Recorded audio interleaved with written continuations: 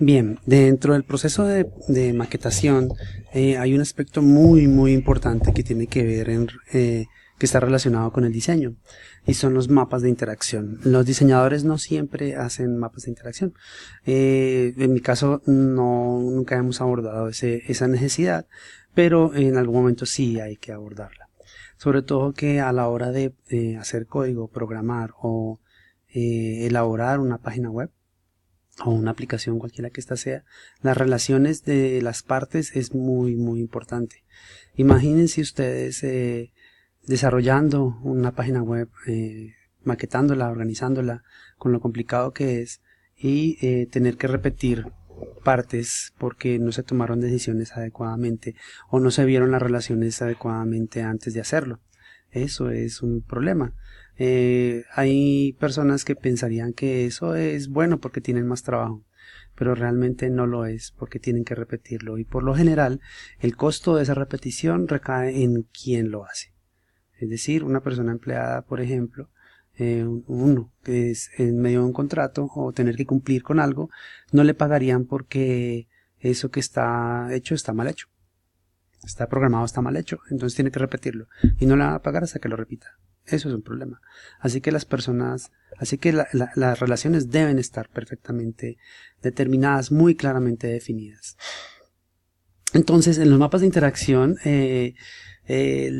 son muy importantes resolver ciertas preguntas, como por ejemplo, una tiene que ver con la tarea que se va a completar o las tareas que se van a completar y si éstas responden claramente a unos objetivos definidos. Si esto es claro, es mucho más fácil estar comprometidos frente a un proyecto, decir, ok, nosotros tenemos una meta y un objetivo que tiene que cumplirse, se está cumpliendo acá. Si usted no lo definió bien, debe revisar usted sus objetivos. Yo hice lo que tiene que hacer. Aclarar las cosas. Entre más claro sea, mucho mejor, por supuesto. Entonces, una pregunta básica como el usuario al que llegue aquí, ¿qué es lo que va a hacer? ¿Cuáles son las tareas que van a realizar? Ok, yo voy a hacer lo necesario para que esa tarea se pueda realizar. Como desarrolladores, de alguna manera tenemos los pies en la tierra. Es decir, que en diseño podríamos plantear cosas que no existen, que no son posibles con la tecnología actual. Pues bueno, son caminos para desarrollar tecnología nueva. De esa manera es que se desarrollan tecnologías nuevas, porque necesitamos que se logren cosas, como mapear las ciudades del mundo, de las ciudades, como hacer que la gente comparta información en un sitio web, comparta vínculos, videos o textos, o enviarse mensajes en el celular de un celular a otro de manera inmediata, o en fin, son objetivos que pueden estar en un momento dado lejos de la tecnología, pero que se desarrolló tecnología y software para lograrlo. La historia básicamente de las redes sociales o tecnologías como Google Maps, que en su momento no existieron, y si no se les ocurrió, pues ¿qué iban a hacer, no? Entonces, ¿qué vamos a lograr allí? ¿Qué caminos tomarán? O sea, ¿qué alternativas se tienen dentro del sitio para esos caminos para lograr ciertas tareas? Y en el caso de el uso, ¿tienen la mejor experiencia y cuál es menos óptimo? Es decir, ¿qué opciones se tienen? Esas son preguntas que como desarrollador deben estar, por lo menos deben estar planteadas en el diseño y deben estar definidas. Por ejemplo, aquí hay un ejemplo hay ejemplos muy bonitos en esta página sobre procesos, ¿cierto? Como el registro, una respuesta del registro, qué sucedería con esa información del registro y qué pasos siguen. Por ejemplo, en ingeniería le llaman flujos, mapas de flujos. Sin embargo, estos mapas de procesos deben ser lo más detallados posible para poder definir organizar el desarrollo. Ok, como la creación de una cuenta determinada, qué información se va a obtener y qué va a suceder enseguida y qué caminos pueden llegar a seguir al llegar a continuar con ese proceso. Es muy útil de que existan definidos casos o ¿cómo se llama? Escenarios de lo que podría llegar a ser, ¿sí? En un caso determinado o en un caso alternativo, ¿qué debería poder suceder? Eso se plantea, obviamente cada proyecto es único. Por ejemplo, en proyectos a los que sí tenemos acceso, plantear las alternativas o las relaciones entre las pantallazos de interacción es muy útil para definir globalmente las rutinas de programación. Qué debe lograrse en qué, y los procesos estar definidos por tipos de procesos. Fíjense que este es un proceso que tiene 4 pantallas, este es otro proceso que tiene 2. Aquí hay procesos diferentes y cada uno debe estar documentado. Pero no es la única manera, digamos que es con pantallazos, ¿no? Hay diseñadores que son muy alternativos. Hacen propuestas, o por ejemplo este sitio que tiene procesos o áreas definidas de contenido. Este es un sitio web y este mapa es la mitad de lo que era inicialmente, es decir, esta página web era enorme y aquí está resumida en la información necesaria, fundamental del sitio web, optimizando los contenidos. Y como técnica particular aquí se usó las convenciones. Digamos que en ese momento se planteó de esa manera, una decisión solamente. Las cosas pueden combinarse, pero utilizar convenciones para generar procesos dentro de las relaciones de un mapa, de lo que va a ser el sitio web, es muy útil, ¿cierto? Por ejemplo, aquí falta claridad, donde exista este icono es que falta claridad. Obviamente si está ahí es porque en alguna parte estaba. Esta es la versión que no tenía esas convenciones. Veanla pues. No es la versión completa. Aquí hay unas. Ok. Pero entonces íbamos poniendo los iconos en los lugares donde existían esos problemas. Ok. Obviamente es posible que este sea el final porque se despejaron estas dudas. Estas convenciones pertenecen al primer mapa que encontró todos los problemas en el sitio web. Y esta es la optimización del sitio web como tal. Ok, por ejemplo, esa es una. Otra es una cosa ya más definida. Después de haber diseñado y haber definido todas las interacciones, hay una propuesta de mockups de cómo debería verse la aplicación y sus relaciones entre las diferentes áreas y cómo van a verse esos pantallazos. Entonces obviamente de esta manera es mucho más fácil para un programador definir patrones o plantillas para que no tengamos que reescribir códigos, como por ejemplo los botones, los menús o las partes, los cabezotes o los titulares. Es una manera mucho más práctica de poder definir estilos y definir rutinas y patrones de programación.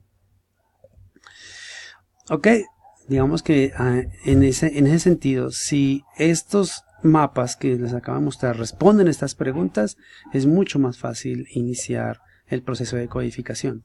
Como vieron, no es la única manera, hay varias maneras. Realmente cada uno haría su manera de poder representar ese tipo de información, representarla de manera práctica, clara y confiable. Como ven, no es la única manera, cada persona podría tener las propias y explicarlas. Esto puede hacerse a mano, así como aquí está hecho con software en línea, puede hacerse a mano sin ningún problema, ¿cierto? Explicando los puntos importantes que tienen que ver con las tareas que los usuarios deben realizar. Eso es muy importante. ¿Qué tareas? Para poder definir las rutinas.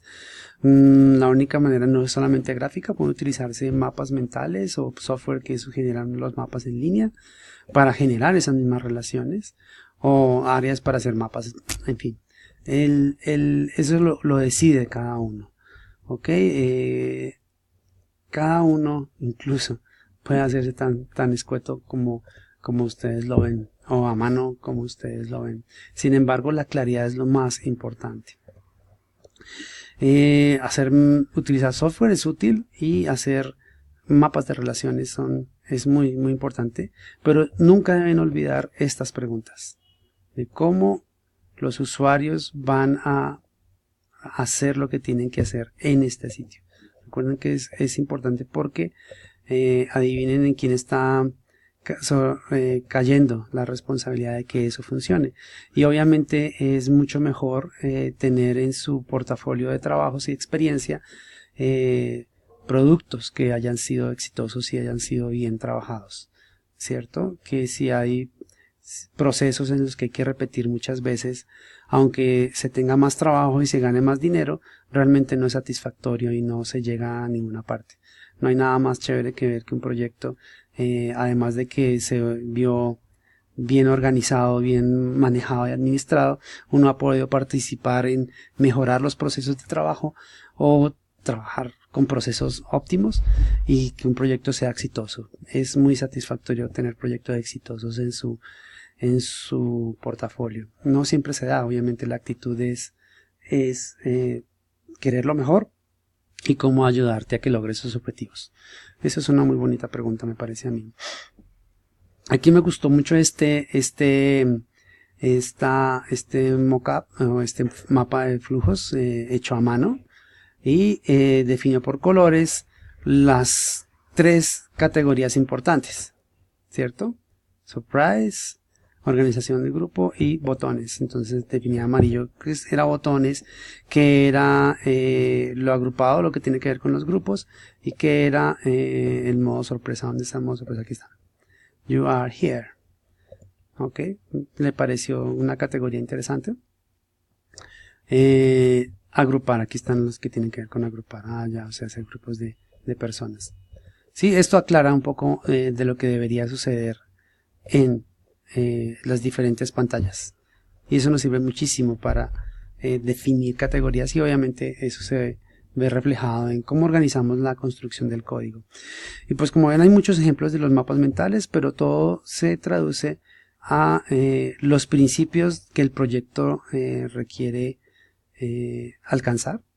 Hay que definir qué quieren hacer los usuarios y hay que tener en cuenta que los productos exitosos son los que han respondido estas preguntas y han definido muy bien a quién va, qué van a hacer y qué se quiere lograr con eso como objetivo general del proyecto. Para ver qué expectativas de éxito pueden tener ustedes en participar en un proyecto así. Eso es útil.